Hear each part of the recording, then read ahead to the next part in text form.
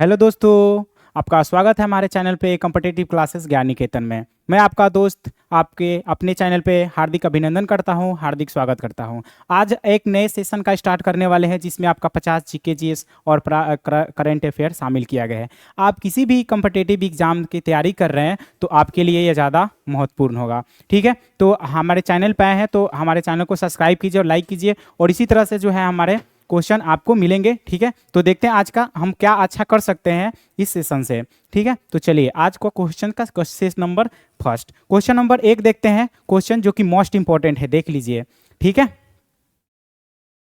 यहाँ से जो है हमारा क्वेश्चन नंबर फर्स्ट, तो क्वेश्चन नंबर फर्स्ट जो है जो कि मोस्ट इंपॉर्टेंट है आपके एग्जाम के व्यू से। देखिएगा क्वेश्चन नंबर आपका फर्स्ट, क्वेश्चन नंबर फर्स्ट है आपका कि हमारे सौरमंडल के किस ग्रह को लाल ग्रह कहा जाता है। ठीक है, चलिए बताइए कि हमारे सौरमंडल के किस ग्रह को जो है लाल ग्रह कहा जाता है। ठीक है, लाल ग्रह देखिए सामने है, यहाँ पे कितना रेड है, देखिए किस ग्रह को जो है लाल ग्रह के नाम से जाना जाता है। तो ये आपके मंगल ग्रह को जो है लाल ग्रह के नाम से जाना जाता है, मंगल ग्रह को। ठीक है, और बात की जाए हमारे सौरमंडल, तो हमारे सौरमंडल में कुल 8 ग्रह हैं। कितना? कुल जो है 8 ग्रह हैं हमारे सौरमंडल में, 8 ग्रह हैं, याद रखिएगा हमारे सौरमंडल में जो है 8 ग्रह हैं। ठीक है, और बात की जाए यहाँ पे बृहस्पति, तो बृहस्पति जो है सबसे 12 ग्रह है। बृहस्पति जो है सबसे 12 ग्रह है। हमारे सौरमंडल का सबसे 12 ग्रह कौन है? बृहस्पति है। ठीक है, और बात की जाए यहाँ पे सौरमंडल के, तो सौरमंडल का सबसे छोटा ग्रह जो है, सबसे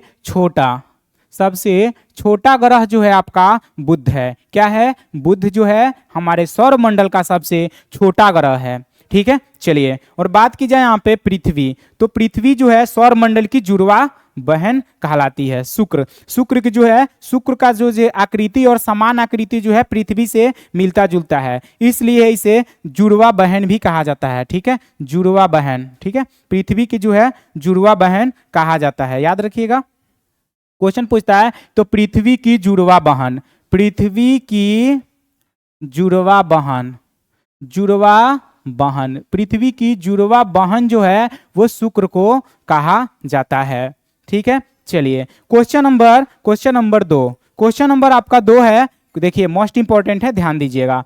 कह रहे हैं कि उच्चतम न्यायालय के मुख्य न्यायाधीश को उसके पद से हटाया जा सकता है। उच्चतम न्यायालय के मुख्य न्यायाधीश को उसके पद से हटाया जा सकता है, तो उसके पद से हटाया जा सकता है, तो आपका right answer option number A हो जाएगा, महाभियोग द्वारा जो है हटाया जा सकता है। उच्चतम न्यायालय के मुख्य न्यायाधीश को महाभियोग की प्रक्रिया लगाकर हटाया जा सकता है। और ये जो है आगे उच्चतम न्यायालय की जो लास्ट सीमा होती है, आयु सीमा जो होती है वो बनने की, वो आप धारण कर सकते हैं कितने वर्ष तक, तो ये 65 वर्ष तक जो है आप इस पद पे बने रह सकते हैं, उच्चतम न्यायालय के मुख्य न्यायाधीश। ठीक है, चलिए क्वेश्चन नंबर आपका 3, क्वेश्चन नंबर 3 जो कि मोस्ट इंपॉर्टेंट है, ध्यान दीजिएगा। एल नीनो शब्द है, तो एल नीनो शब्द क्या है? इनमें से क्या है? चीनी है, अंग्रेजी है, स्पेनिश है और फ्रेंच है, बताइए। तो एल नीनो शब्द क्या है? तो एल नीनो जो शब्द है वो आपका क्या है? स्पेनिश है। क्या है? स्पेनिश जो है स्पेनिश भाषा की है ये शब्द एल नीनो। ठीक है, और बात की जाए एल नीनो का अर्थ क्या होता है, स्पेनिश का अर्थ क्या होता है? तो स्पेनिश का अर्थ होता है छोटा बच्चा। स्पेनिश का अर्थ होता है छोटा बच्चा। क्या होता है? छोटा बच्चा। स्पेनिश का अर्थ होता है छोटा बच्चा। ठीक है, ये भी याद रखिएगा, ये मोस्ट इंपॉर्टेंट क्वेश्चन है कि एल नीनो का अर्थ क्या होता है। एल नीनो शब्द का अर्थ क्या है? स्पेनिश। ठीक है, चलिए next question, question number 4, question number 4 है आपका कि किसानों द्वारा एक वर्ष में 3 विभिन्न फसलें उगाने के पीछे मुख्य कारण क्या है? तो किसानों द्वारा एक वर्ष में विभिन्न 3 विभिन्न फसल उगाने के पीछे मुख्य कारण क्या है, बताइए। तो किसानों द्वारा एक वर्ष में 3 फसलें उगाने के पीछे मुख्य कारण क्या है? तो आपका राइट आंसर हो जाएगा ऑप्शन नंबर बी हो जाएगा, कृषि खाद्य की उपलब्धता। कृषि खाद्य की उपलब्धता के कारण किसान जो है एक वर्ष में 3 विभिन्न फसलें उगा सकता है। ठीक है, चलिए क्वेश्चन नंबर आपका 5, क्वेश्चन नंबर आपका 5 जो कि मोस्ट इंपॉर्टेंट है, ध्यान दीजिएगा। कह रहे हैं कि अमेरिका की स्वतंत्रता संग्राम के नेता कौन थे? अमेरिका के स्वतंत्रता संग्राम के नेता कौन थे? तो अमेरिका के स्वतंत्रता संग्राम के नेता कौन थे? तो आपका राइट आंसर हो जाएगा option number B, George Washington. कौन थे? जॉर्ज वाशिंगटन जो है अमेरिका के स्वतंत्रता संग्राम के नेता थे और ये अमेरिका के प्रथम राष्ट्रपति थे। ये भी याद रखिएगा कि अमेरिका के प्रथम राष्ट्रपति, ठीक है, अमेरिका के प्रथम राष्ट्रपति जो थे वो जॉर्ज वाशिंगटन थे। ठीक है, जॉर्ज वाशिंगटन थे। Next question, question number 6, question number 6 जो कि मोस्ट इंपॉर्टेंट है, ध्यान दीजिए। कह रहे कि अमेरिका में मुख्य नागरिक अधिकार आंदोलन किसके द्वारा शुरू किया गया? तो अमेरिका में नागरिक अधिकार आंदोलन किसके द्वारा शुरू किया गया था? ठीक है, तो अमेरिका में नागरिक अधिकार आंदोलन किसके द्वारा शुरू किया गया था, बताइए। तो आपका राइट आंसर हो जाएगा option number A, option number A हो जाएगा Martin Luther king junior. Martin Luther king junior के द्वारा ही जो है अमेरिका में नागरिक अधिकार आंदोलन की शुरुआत हुआ था। ठीक है, चलिए देखिए next question, question number 7, question number 7 जो है मोस्ट इंपॉर्टेंट है, ध्यान दीजिएगा।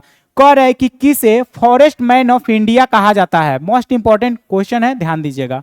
ठीक है, ध्यान दीजिए, किसे फॉरेस्ट मैन ऑफ इंडिया कहा जाता है? ठीक है, फॉरेस्ट मैन ऑफ इंडिया किसे कहा जाता है? तो ये कहा जाता है जावद पायंग को। किसको कहा जाता है? जावद पायंग को जो है फॉरेस्ट मैन ऑफ इंडिया कहा जाता है। ठीक है, चलिए next question, question number 8, question number 8 है आपका जो कि मोस्ट इंपॉर्टेंट है, ध्यान दीजिए। कह रहे कि वस्तुओं और सेवाओं की उत्पादन के लिए आवश्यक है। तो वस्तुओं एवं सेवाओं के उत्पादन के लिए आवश्यक है, क्या है? तो जो है आपका राइट आंसर ऑप्शन नंबर जो हो जाएगा ये आपका दोनों, ये जो है दोनों या हो जाएगा भूमि और श्रम और पूंजी, ये दोनों जो है हो जाएगा आपका। ठीक है, भूमि और आपका श्रम और पूंजी ये दोनों जो है वस्तु एवं सेवाओं के उत्पादन के लिए अति आवश्यक है। चलिए next question, question number 9, question number 9 जो कि मोस्ट इंपॉर्टेंट है, ध्यान दीजिए। कह रहे कि भारत जैसे देश में सर्वाधिक प्रचुर मात्रा में उपलब्ध उत्पादन का साधन क्या है? तो भारत जैसे देश में सर्वाधिक प्रचुर मात्रा में उपलब्ध उत्पादन का साधन क्या है, बताइए। तो उत्पादन का साधन क्या है? तो आपका राइट आंसर हो जाएगा ऑप्शन नंबर बी, श्रम। श्रम जो है उत्पादन का सबसे अच्छा साधन है। ठीक है, चलिए next question, question number 10, question number 10 है आपका जो कि मोस्ट इंपॉर्टेंट है, ध्यान दीजिएगा। कह रहे हैं कि भारत के नियंत्रक एवं महालेखा परीक्षक की नियुक्ति कौन करता है? मोस्ट इंपॉर्टेंट क्वेश्चन है, ध्यान दीजिए। कह रहे हैं कि भारत के नियंत्रक एवं महालेखा परीक्षक की नियुक्ति कौन करता है? तो हमारे भारत के राष्ट्रपति जो है करते हैं। ठीक है, राष्ट्रपति राइट आंसर होगा कि भारत के नियंत्रक एवं महालेखा परीक्षक की नियुक्ति राष्ट्रपति करता है। कौन करता है? राष्ट्रपति। ये अनुच्छेद जो है, अनुच्छेद ये आपके आर्टिकल 148 में इसका जिक्र मिलता है। ठीक है, 48 ये जो है कितने राष्ट्रपति जो है आप जो है इसका नियुक्ति करता है। चलिए next question, question number 11, question number 11 जो कि मोस्ट इंपॉर्टेंट है, ध्यान दीजिएगा। कह रहे कि देश का प्रथम नागरिक कहलाता है। तो देश का प्रथम नागरिक कौन होता है, बताइए। यहाँ पे क्वेश्चन जो कि मोस्ट इंपॉर्टेंट आपके एग्जाम के व्यू से है कि देश का प्रथम नागरिक कौन है? तो देश का प्रथम नागरिक आपके राष्ट्रपति होते हैं। कौन होते हैं? राष्ट्रपति जो है देश के प्रथम नागरिक हैं। देश के प्रथम नागरिक आपके राष्ट्रपति हैं। ठीक है, और ये जो है संसद के अभिन्न अंग होता है, ये संसद का अभिन्न अंग होते हैं। ठीक है, याद रखिएगा। नेक्स्ट क्वेश्चन, क्वेश्चन नंबर आपका 12, क्वेश्चन नंबर आपका 12 जो है, देखिए क्वेश्चन नंबर 12 कह रहा है कि उत्तरी तथा उत्तरी पश्चिमी भारत में चलने वाली गर्म तथा शुष्क हवाएं कहलाती है। तो उत्तरी तथा उत्तरी पश्चिम भारत में चलने वाली गर्म शुष्क हवाएं कहलाती है। तो क्या कहलाती है? तो आपका right answer option number D होगा, लू। लू कहलाती है। उत्तरी और उत्तरी पश्चिम भारत में चलने वाली गर्म शुष्क हवाएं जो है लू कहलाती है। ठीक है, चलिए नेक्स्ट क्वेश्चन, यहां से देखिएगा चिनकू, तो चिनकू और ये फॉर्न ये विजार्ड, तो चिनकू जो है वो आपके यूएसए का जो है हवा का जो है ये नाम है, ठीक है। चिनकू में यूएसए में जो हवाएं चलती है शुष्क और गर्म हवाएं, उनको चिनकू कहा जाता है, ठीक है। और ये फॉर्न है स्विट्जरलैंड का, कहाँ है? स्विट्जरलैंड, स्विट्जरलैंड की जो है ये हवाएं हैं, ठीक है। स्विट्जरलैंड की जो है ये हवाएं हैं। चलिए नेक्स्ट क्वेश्चन 13, क्वेश्चन नंबर का 13 है कि भारत में एक है, तो भारत में क्या है? एक दलीय व्यवस्था है, द्विदलीय व्यवस्था है, बहुदलीय व्यवस्था है या निरंकुश सरकार है? बताइए। तो भारत में जो है बहुदलीय व्यवस्था है, ऑप्शन नंबर सी राइट हो जाएगा। बहुदलीय व्यवस्था है भारत में, ठीक है, भारत में। नेक्स्ट देखिएगा, वर्तमान में जो है 9 पार्टियां हैं, ठीक है। बहुदलीय जो है 9 पार्टियां हैं, ठीक है। वर्तमान में कितने पार्टी हैं? 9 पार्टी, ठीक है, 9 पार्टी हैं, ठीक है, याद रखिएगा। चलिए नेक्स्ट देखिए क्वेश्चन नंबर 14, क्वेश्चन नंबर 14 जो कि मोस्ट इंपॉर्टेंट है यहाँ पे हमारा, अंतरराष्ट्रीय न्यायालय का मुख्यालय किस शहर में स्थापित हुआ? तो अंतरराष्ट्रीय न्यायालय का मुख्यालय जो है किस शहर में स्थित है? बताइए। तो अंतरराष्ट्रीय न्यायालय का मुख्यालय किस शहर में स्थित है? बताइए। तो आपका राइट आंसर हो जाएगा option number C, option number C right होगा, हेग में जो है आपका हेग शहर में जो है अंतरराष्ट्रीय न्यायालय का मुख्यालय स्थित है। और ये हेग कहां पड़ता है? तो नीदरलैंड में। कहां पड़ता है?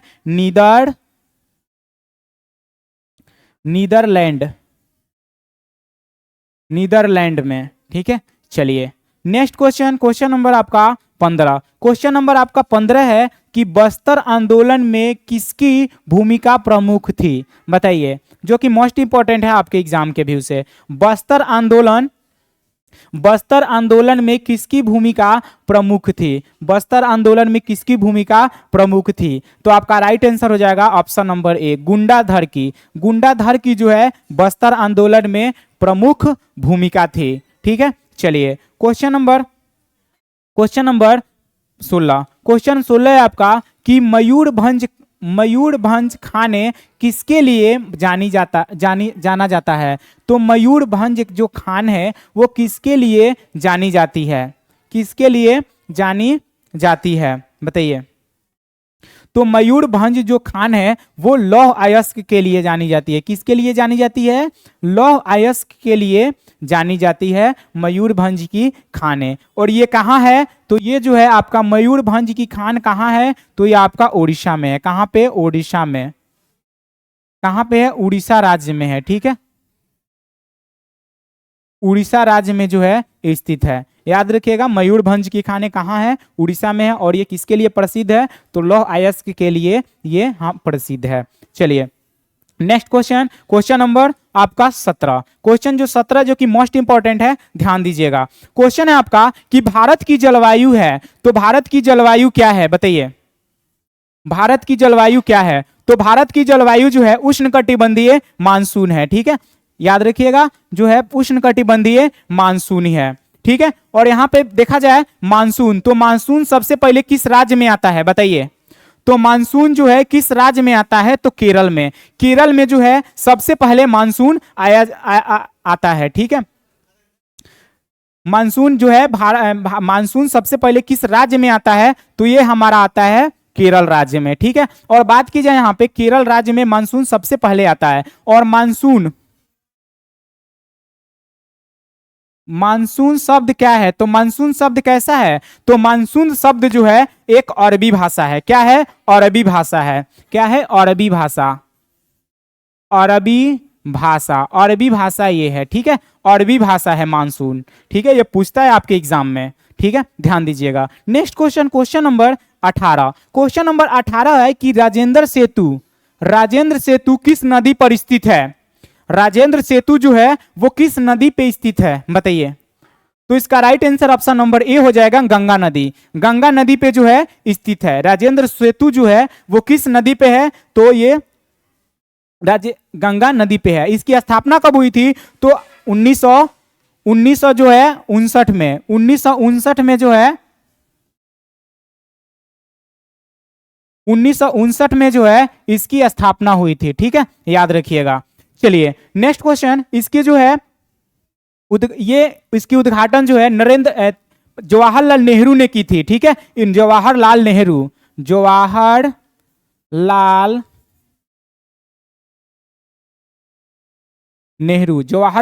जो है इसका उद्घाटन किए थे। ठीक है, चलिए ये जो है ये किसको किसको जोड़ता है, तो ये आपके उत्तरी बिहार को दक्षिणी बिहार से जोड़ता है। उत्तरी बिहार से दक्षिणी बिहार। ठीक है, उत्तरी बिहार से दक्षिणी बिहार को जोड़ता है। याद रखिएगा, राजेंद्र सेतु जो है वो उत्तरी बिहार को दक्षिणी बिहार से जोड़ता है। चलिए नेक्स्ट क्वेश्चन नंबर आपका नेक्स्ट 19 नंबर, क्वेश्चन नंबर 19 से आपका जो कि मोस्ट इंपॉर्टेंट है, कह रहा है कि विश्व के सबसे बड़े क्रिकेट स्टेडियम मोटेरा का नया नाम बदलकर क्या रखा गया है। विश्व के सबसे बड़े क्रिकेट स्टेडियम मोटेरा का नया नाम क्या रखा गया है, बताइए।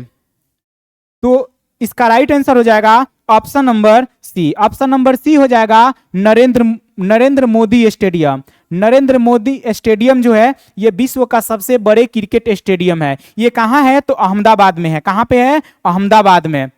ये कहाँ पे है, तो अहमदाबाद में है, गुजरात के अहमदाबाद।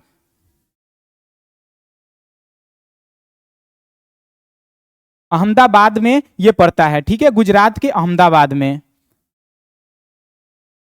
ये पुराना नाम था मोटेरा, लेकिन इसका नाम चेंज करके नरेंद्र मोदी स्टेडियम कर दिया गया है। ठीक है, चलिए ये विश्व का जो है सबसे बड़ा स्टेडियम है और इसमें जो है 1,32,000 लोग बैठ सकते हैं। याद रखिएगा, ये भी 1,32,000 लोग इसमें जो है बैठ सकते हैं। ठीक है, चलिए इसकी स्थापना कब हुई थी, तो इसकी स्थापना जो है इसकी स्थापना 1928 ईस्वी में। ठीक है, इनकी स्थापना कब हुई थी, सॉरी यहाँ पे इसकी स्थापना जो है 1982 ईस्वी में इसकी स्थापना, इस स्टेडियम की स्थापना हुई थी। ठीक है, चलिए नेक्स्ट क्वेश्चन नंबर आपका नेक्स्ट है आपका 20। क्वेश्चन 20 है आपका कि एशिया का सबसे स्वच्छ गांव किस राज्य में स्थित है। तो एशिया का सबसे स्वच्छ गांव किस राज्य में स्थित है, बताइए। तो एशिया का सबसे स्वच्छ गांव किस राज्य में स्थित है, बताइए। तो इसका right answer option number C होगा, मेघालय। मेघालय जो है एशिया का सबसे स्वच्छ राज्य है। और बात की जाए, अगर क्वेश्चन पूछता है कि सबसे ज्यादा बारिश कहाँ होती है, किस राज्य में जो है सबसे ज्यादा वर्षा होती है, तो ये आपका मेघालय में होता है। मेघालय में मौसिनराम में। ठीक है, ये मेघालय में मौसिनराम में जो है मौसिनराम में जो है सबसे अधिक वर्षा होती है। सबसे अधिक वर्षा। ठीक है, सबसे अधिक वर्षा होती है, सबसे अधिक वर्षा मेघालय में होती है। ठीक है, चलिए क्वेश्चन नंबर आपका 21 जो कि मोस्ट इंपॉर्टेंट है, यहां पे ध्यान दीजिएगा। कह रहा है कि 15वीं शताब्दी में कौन सी व्यापारी सबसे अधिक हिंद चीन पहुंचे थे। 15वीं शताब्दी में कौन सी व्यापारी सबसे पहले हिंद चीन पहुंचे थे, बताइए। पुर्तगाली, जर्मन, ब्रिटिश, फ्रेंच, इसमें से कौन जो व्यापारी हैं वो 15वीं शताब्दी में सबसे जो है पहले पहुंचे थे हिंद चीन। इसका right answer option number A हो जाएगा, पुर्तगाली। पुर्तगाली जो है सबसे पहले जो है हिंद चीन पहुंचे थे। ठीक है, और सबसे पहले पुर्तगाली कौन आया था, तो वास्को डी गामा जो है समुद्री मार्ग के रास्ते आया था। ठीक है, सबसे पहले कालीकट में पहुंचा था, केरल में। ठीक है, कब, तो 1498 ईस्वी में। कब आया था, 1498 ईस्वी में जो है वास्को डी गामा भारत में आया था समुद्री मार्ग के द्वारा। ठीक है, चलिए नेक्स्ट है क्वेश्चन नंबर 22। क्वेश्चन नंबर 22 है आपका जो कि मोस्ट इंपॉर्टेंट है, ध्यान दीजिएगा। भारत में मीठे पानी की सबसे बड़ी झील कौन सी है। भारत में मीठे पानी की झील सबसे बड़ी कौन है, तो भारत में जो है मीठे पानी की झील सबसे बड़ी कौन है, बताइए। तो मीठे पानी की झील जो है वो आपका बुल्लर झील है। कौन सी है? बुल्लर झील जो है आपके मीठे पानी की झील है। चलिए यहाँ पे देखिए भीमताल झील और ये नैनीताल झील, ये किस राज्य में है? तो ये उत्तराखंड में है। कहाँ पे है? उत्तराखंड में है, याद रखिएगा उत्तराखंड में है। जितने भी अगर जिसके नदी के जिस झील के पीछे ताल लगा हो वो सारी नदियां जो है, जो सारे झील जो है वो आपके उत्तराखंड में पाए जाते हैं। बाकी यहाँ पे एक सूरज ताल झील जो है वो हिमाचल प्रदेश में पाया जाता है, ये भी याद रखिएगा। चलिए नेक्स्ट क्वेश्चन, यहाँ पे लोकटक झील, तो लोकटक झील किस राज्य में पड़ता है? तो ये आपका पड़ता है मणिपुर में। ठीक है, लोकटक झील जो है ये आपका मणिपुर में पड़ता है। कहाँ पे पड़ता है?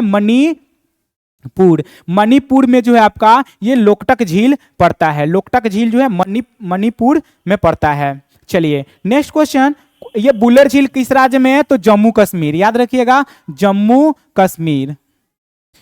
जम्मू कश्मीर ये इसको अब राज्य की दर्जा नहीं है, ये यूनिट टेरिटरी में आपका हो गया है, यूनिट टेरिटरी हो गया है, राज्य का दर्जा जो है इसका खत्म हो गया है। ठीक है, ये इसे हम अब जम्मू कश्मीर को राज्य नहीं यूनिट टेरिटरी केंद्र शासित प्रदेश बोलेंगे। ठीक है, चलिए नेक्स्ट क्वेश्चन, क्वेश्चन नंबर 23 जो कि मोस्ट इंपॉर्टेंट है, ध्यान दीजिएगा। श्वेत क्रांति जो कि मोस्ट इंपॉर्टेंट है, श्वेत क्रांति निम्नलिखित में से किसके अधिक उत्पादन से संबंधित है? तो श्वेत क्रांति निम्नलिखित में से किसके अधिक उत्पादन से संबंधित है? बताइए। तो श्वेत क्रांति किससे संबंधित है? तो आपका राइट आंसर हो जाएगा ऑप्शन नंबर सी, दूध से जो है श्वेत क्रांति का संबंध है। श्वेत क्रांति का संबंध किससे है? दूध क्रांति से है। इसकी शुरुआत किसने किया था? वर्जी कुरियन ने। श्वेत क्रांति की जो शुरुआत हुआ था वर्गीज, याद रखिएगा वर्गीज कुरियन। ठीक है, वर्गीज कुरियन, ठीक है, वर्जी कुरियन ने किया था। ठीक है, याद रखिएगा। चलिए नेक्स्ट क्वेश्चन, क्वेश्चन नंबर आपका 24 जो कि मोस्ट इंपॉर्टेंट है, ध्यान दीजिएगा। अंतरराष्ट्रीय साक्षरता दिवस प्रतिवर्ष किस दिन मनाया जाता है? बताइए। अंतरराष्ट्रीय साक्षरता दिवस प्रतिवर्ष किस दिन मनाया जाता है? अंतरराष्ट्रीय साक्षरता दिवस प्रतिवर्ष किस दिन मनाया जाता है? बताइए। तो इसका राइट आंसर ऑप्शन नंबर हो जाएगा 8 सितंबर। 8 सितंबर को जो है अंतरराष्ट्रीय साक्षरता दिवस प्रतिवर्ष मनाया जाता है। ठीक है, अंतरराष्ट्रीय। इसकी जो है इसकी स्थापना ये जो हुई थी इसकी 1967 में इसकी स्थापना हुई थी। ठीक है, ये 8 सितंबर 1967 से ये मनाया जा रहा है। ठीक है, चलिए नेक्स्ट क्वेश्चन नंबर आपका 25 जो कि मोस्ट इंपॉर्टेंट है, ध्यान दीजिएगा। अलकनंदा और भागीरथी से मिलती है, तो अलकनंदा और भागीरथी नदी जब मिलती है तो बताइए सबसे पहले किस नदी का निर्माण करती है? तो देखिए यहाँ पे अलकनंदा और भागीरथी ये जब मिलती है तो गंगा का निर्माण होता है। किसका निर्माण होता है? गंगा का निर्माण होता है। और ये कहाँ पे मिलती है? तो ये जाके मिलती है देवप्रयाग में। कहाँ पे? ऑप्शन नंबर बी होगा राइट। देवप्रयाग में जो है आपका अलकनंदा और भागीरथी नदी मिलती है तो गंगा का निर्माण होता है। ठीक है, चलिए ये कहाँ किस राज्य में? तो ये उत्तराखंड में। ठीक है, ये भी याद रखिएगा उत्तराखंड में। चलिए उत्तराखंड में बात की जाए यहाँ पे कर्णप्रयाग, तो कर्णप्रयाग में जो है क्या होता है? तो अलकनंदा और पिंडार नदी। ठीक है,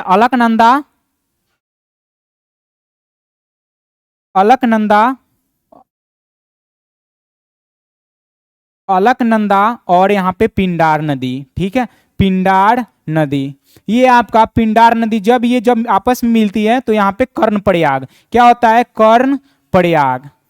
ठीक है, और यहाँ पे आता है रुद्रप्रयाग। तो रुद्रप्रयाग में क्या होता है? तो रुद्रप्रयाग में जो है आपका अलकनंदा और मंदाकिनी। ठीक है, अलकनंदा और मंदाकिनी। अलकनंदा और मंदाकिनी कहाँ मिलती है? तो रुद्रप्रयाग में। ठीक है, रुद्रप्रयाग में, याद रखिएगा, आपका मोस्ट इंपॉर्टेंट है, ध्यान दीजिएगा। चलिए नेक्स्ट क्वेश्चन नंबर आपका 26 जो कि मोस्ट इंपॉर्टेंट है, ध्यान दीजिएगा। कह रहा है कि भारत की प्रथम महिला राष्ट्रपति कौन बनी है? तो भारत की प्रथम महिला राष्ट्रपति कौन बनी है? बताइए।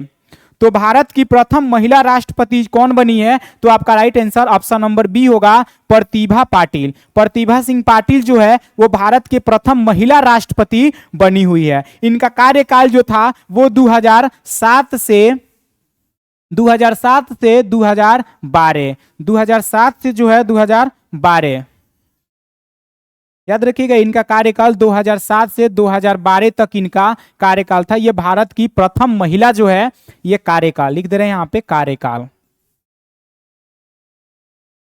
कार्यकाल इनकी जो है भारत की प्रथम महिला राष्ट्रपति प्रतिभा सिंह पाटिल है। इनका कार्यकाल 2007 से 2012 तक था। ठीक है, चलिए ये अनुच्छेद जो है राष्ट्रपति का जो जिक्र है वो आपका अनुच्छेद 52 में जो है आपका इसका जो है पद से होता जिक्र मिलता है। ठीक है, राष्ट्रपति पद के। क्वेश्चन नंबर 27 जो कि मोस्ट इंपॉर्टेंट क्वेश्चन है, कह रहे निम्नलिखित में से कौन सी रबी फसल नहीं है? बताइए, निम्नलिखित में से कौन सी रबी फसल नहीं है? तो इनमें से कौन सी जो फसल है वो रबी फसल नहीं है, बताइए। तो आपका राइट आंसर देखिए, यहाँ पे गेहूं रबी फसल है जो अभी आपको खेतों में बोया जा रहा है। रबी फसल जो है नवंबर दिसंबर में बोई जाती है और आपके मई जून में काट ली जाती है। ठीक है, अप्रैल मई में। रबी फसल सरसों और चना ये आपके कौन है? तो रबी फसल है। क्या है? रबी फसल है। ठीक है, रबी फसल है। बाकी यहाँ पे ज्वार की बात की जाए, राइट आंसर डी नंबर होगा आपका, ज्वार। तो ज्वार जो है आपका रबी फसल नहीं है, ये खरीफ फसल है। ठीक है, याद रखिएगा। चलिए क्वेश्चन नंबर आपका 28, क्वेश्चन 28 है आपका कि एमनेस्टी इंटरनेशनल है। तो एमनेस्टी इंटरनेशनल है, बताइए। तो एमनेस्टी इंटरनेशनल क्या है? बताइए।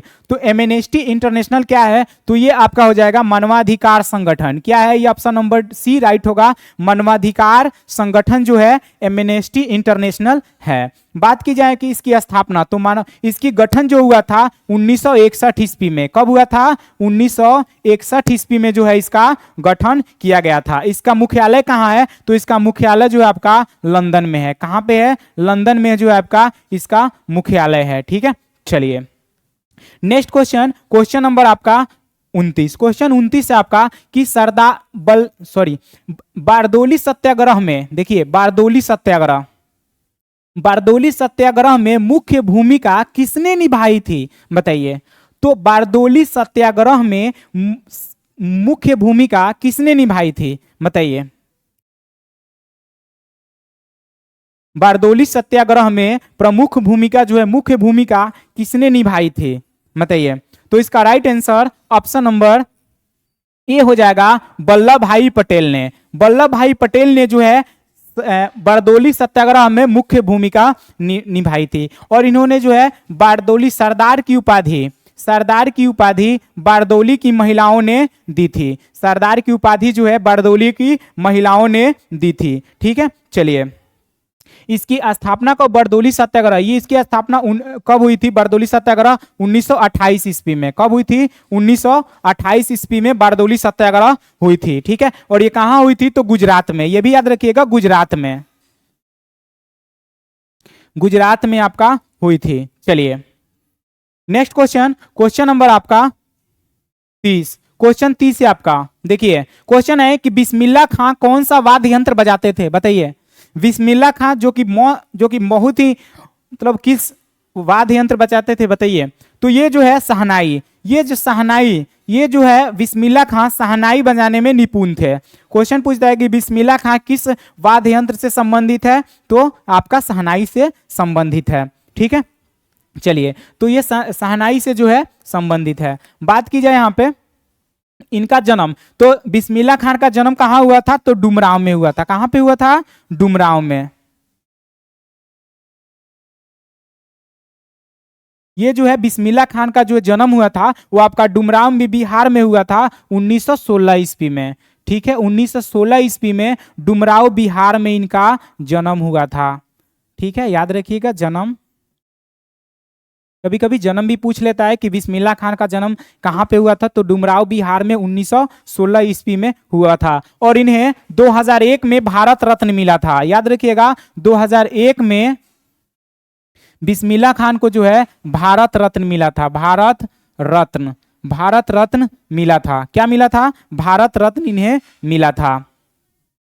चलिए क्वेश्चन नंबर आपका 31। क्वेश्चन 31 है आपका, जो कि मोस्ट इंपॉर्टेंट है। भारत में पहली भूमिगत रेल कहाँ चलाया गया था? तो भारत में पहली भूमिगत रेल कहाँ चलाया गया था, बताइए।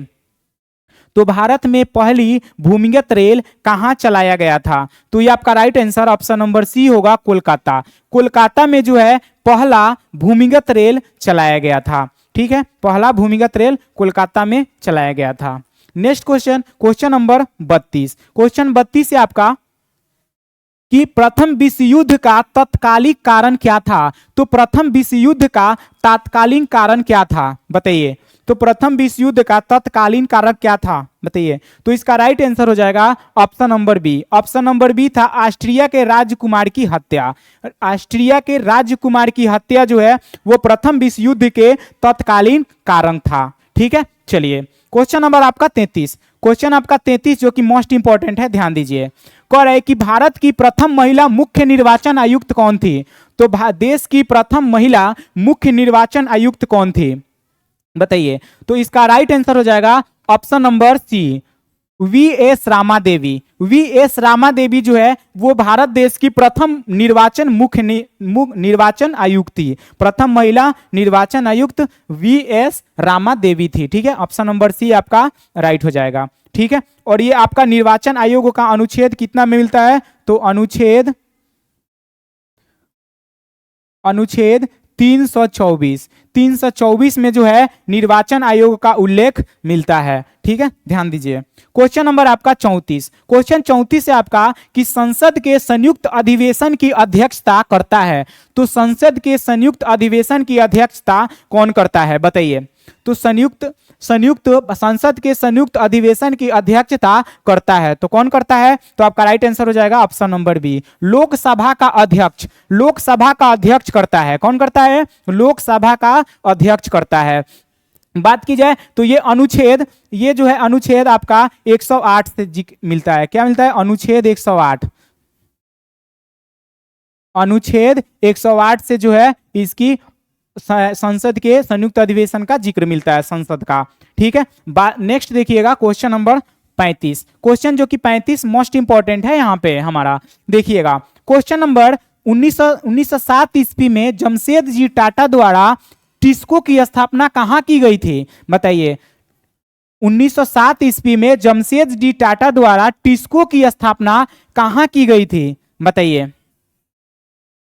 तो आपका राइट आंसर हो जाएगा ऑप्शन नंबर ए, साक्षी बिहार में हुई थी। कहां पे हुई थी? साक्षी बिहार में जो है 1907 ईस्वी में जमशेद जी टाटा द्वारा टिस्को की स्थापना हुई थी। ठीक है, नेक्स्ट देखिएगा क्वेश्चन नंबर 36। क्वेश्चन 36 से आपका कि भारत में ऋण के औपचारिक स्रोत की कार्य प्रणाली का पर्यवेक्षण कौन करता है, बताइए। तो भारत में ऋण के औपचारिक स्रोत की कार्य प्रणाली का पर्यवेक्षण कौन करता है, बताइए।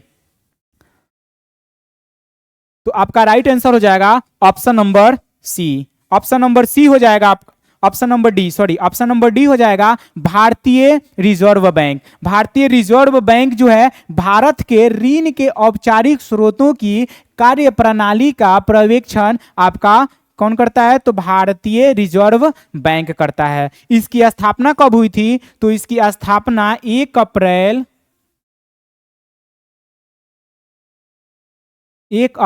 1935 ईस्वी में। कब की थी, कब हुई थी? तो 1935 ईस्वी में जो है भारतीय रिजर्व बैंक की स्थापना हुई थी। ठीक है, चलिए क्वेश्चन नंबर 37। क्वेश्चन 37 से आपका जो कि मोस्ट इंपॉर्टेंट है, ध्यान दीजिएगा। कह रहा है कि मधुबनी लोक चित्र शैली किस राज्य में लोकप्रिय है, बताइए। देखिए यहाँ पे चित्र बना हुआ है, देखिए। कह रहा है कि मधुबनी लोक चित्र शैली किस राज्य में लोकप्रिय है? तो आपका राइट आंसर हो जाएगा आपका option number C, Bihar. Bihar जो कि यहाँ पे मधुबनी है, तो मधुबनी जो है बिहार का ही राज्य है, बिहार राज्य से संबंधित है। ठीक है, चलिए ध्यान दीजिएगा, बिहार का ही जिला है मधुबनी, ध्यान दीजिए। क्वेश्चन नेक्स्ट है आपका 38। कह रहा है कि हिमालय पर्वत की उत्तरी पर्वतमाला का नाम क्या है, बताइए। तो हिमालय पर्वत की उत्तरी पर्वतमाला का नाम क्या है, तो ये आपका हिमाद्री। हिमाद्री जो है हिमालय पर्वत की उत्तरी पर्वतमाला का नाम है, ठीक है। उत्तरी पर्वतमाला का नाम क्या है, हिमाद्री है, ठीक है। चलिए नेक्स्ट देखिएगा यहाँ पे सतपुरा। तो सतपुरा जो है, सतपुरा की पहाड़ी कहाँ मिलती है, तो ये आपके जो है मध्य प्रदेश एमपी में, ठीक है, एमपी में, याद रखिएगा एमपी। नेक्स्ट क्वेश्चन देखिएगा, क्वेश्चन नंबर 39। कह रहा है कि 0 डिग्री अक्षांश किस नाम से जाना जाता है, तो 0 डिग्री अक्षांश किस नाम से जाना जाता है, बताइए। तो 0 डिग्री अक्षांश किस नाम से जाना जाता है, बताइए।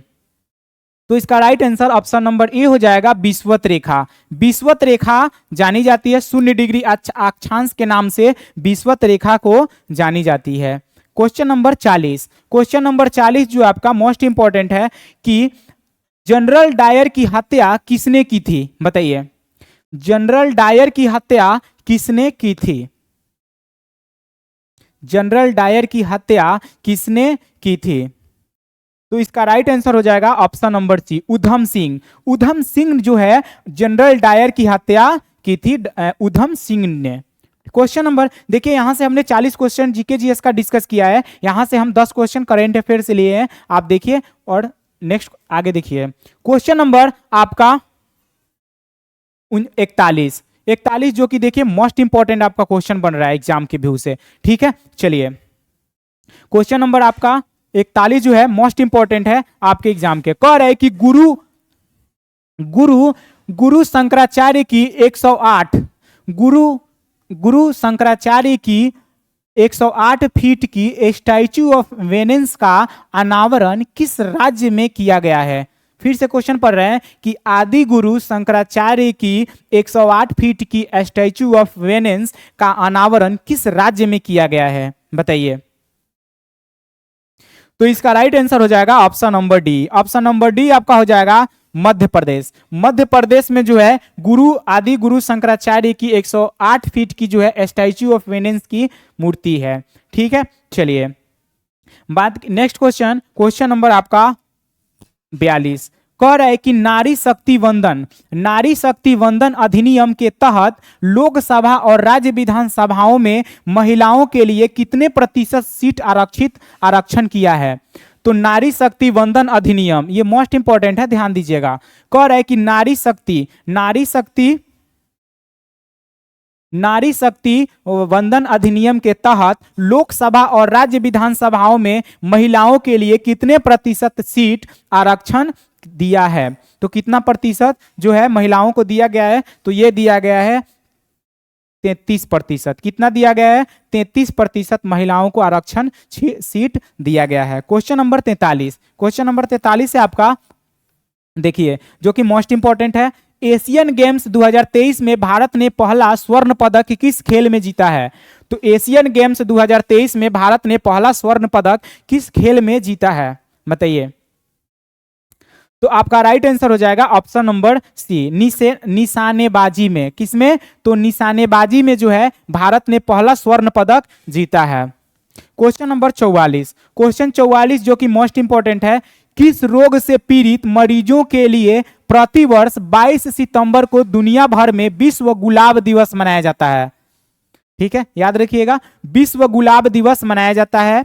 क्वेश्चन फिर से देखिए कि किस रोग से पीड़ित मरीजों के लिए प्रतिवर्ष 22 सितंबर को दुनिया भर में विश्व गुलाब दिवस मनाया जाता है।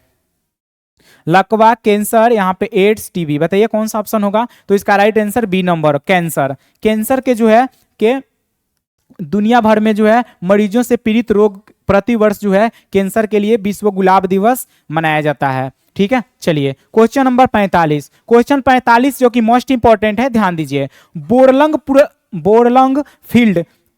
फील्ड अवार्ड 2023 के लिए किसे चुना गया है। तो बोरलंग फील्ड अवार्ड 2023 के लिए किसे चुना गया है, बताइए।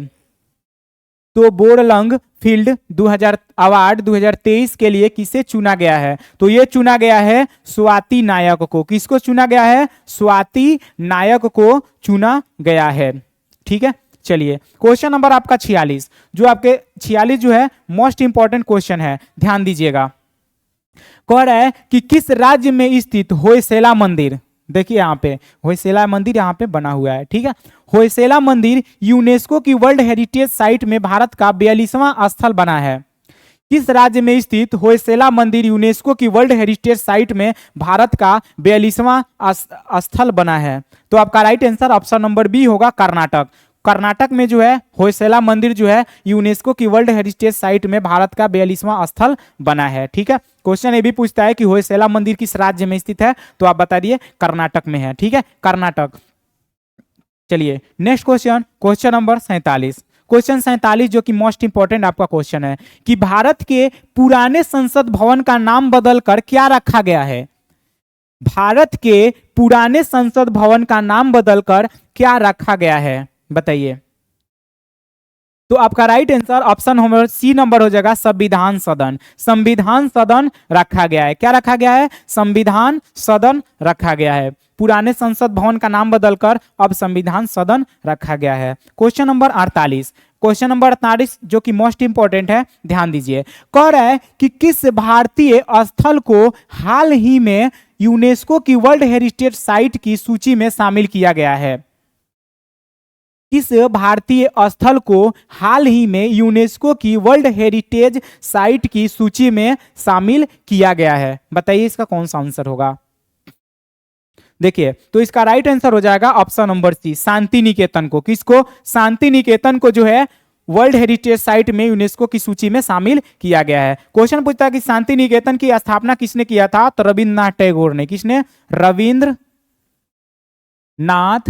टैगोर। रविंद्रनाथ टैगोर जो है वो शांति निकेतन की स्थापना किए थे। क्वेश्चन नंबर 49, क्वेश्चन नंबर 49 है आपका जो कि मोस्ट इंपॉर्टेंट है कि 17 सितंबर 2023 से केंद्र सरकार ने कारीगरों, शिल्पकारों और मजदूरों को ऋण देने के लिए किस योजना को शुरू किया है? तो 17 सितंबर 2023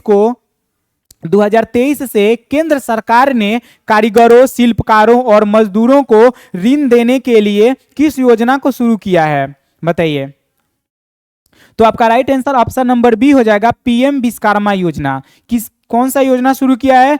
पीएम विश्वकर्मा योजना शुरू किया है। देखिएगा इस वीडियो का last question, question number last है आपका कि पुरुष एशिया कप 2023 का खिताब किसने जीता है? तो पुरुष एशिया कप 2023 का खिताब किसने जीता है? तो आपका हमारा प्यारा सा भारत है, यह हमारा देश, प्यारा सा देश भारत। ये जो है पुरुष एशिया कप 2023 का खिताब हमारा भारत ने जीता है, ठीक है। चलिए यहाँ पे हमारा क्वेश्चन एंड होता है। Thank you. आपको वीडियो कैसा लगा तो आप कमेंट कीजिए, अपने दोस्तों को शेयर कीजिए, और हमारे चैनल पे नए हैं तो हमारे चैनल को सब्सक्राइब कीजिए और लाइक कीजिए। हम प्रतिदिन जो है इसी तरह 50 सेट का डिस्कस करेंगे, GK GS plus reasoning, current affair, ये सारे डिस्कस हम करेंगे, ठीक है। चलिए तो थैंक यू, धन्यवाद।